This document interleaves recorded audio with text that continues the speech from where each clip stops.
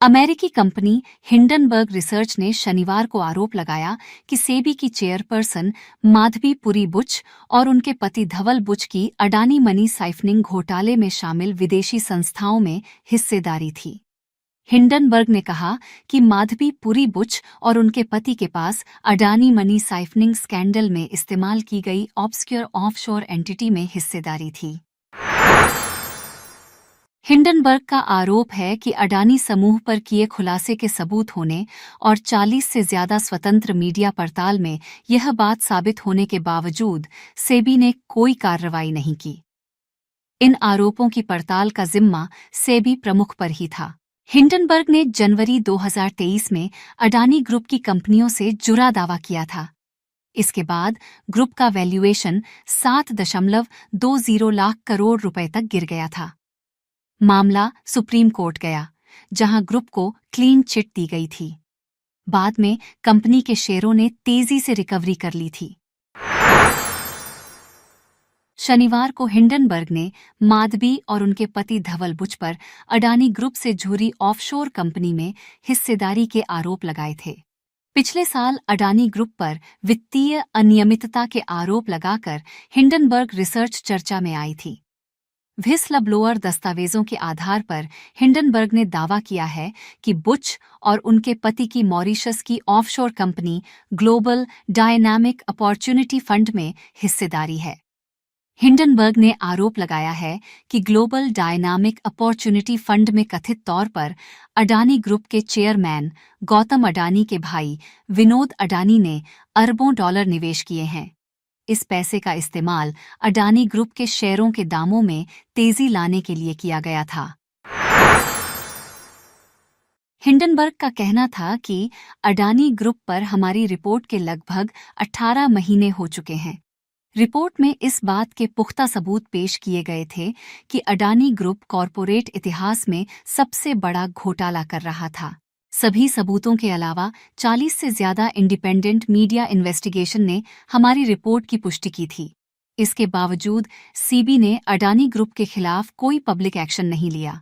जुलाई 2024 में सेबी ने हमें कारण बताओ नोटिस भेजा था, जिसके जवाब में हमने लिखा था कि हमें यह अजीब लगा कि कैसे सेबी को एक रेगुलेटर होने के बावजूद फ्रॉड प्रैक्टिसेस को बचाने के लिए सेटअप किया गया था।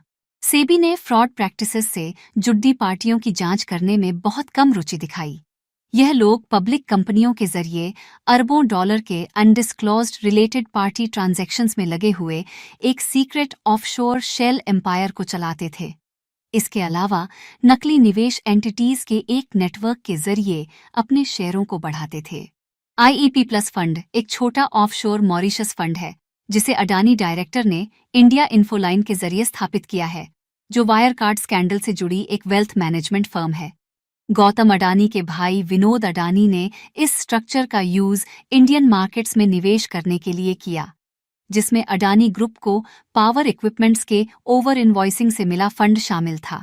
सेबी चीफ और उनके पति धवल बुच की अस्पष्ट ऑफशोर बरमूडा और मॉरिशस फंड में हिस्सेदारी थी।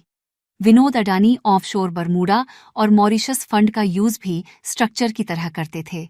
डॉक्यूमेंट्स के अनुसार माधवी बुच और उनके पति धवल बुच ने पहली बार 5 जून 2015 को सिंगापुर में आईईपी प्लस फंड में अपना अकाउंट ओपन किया था।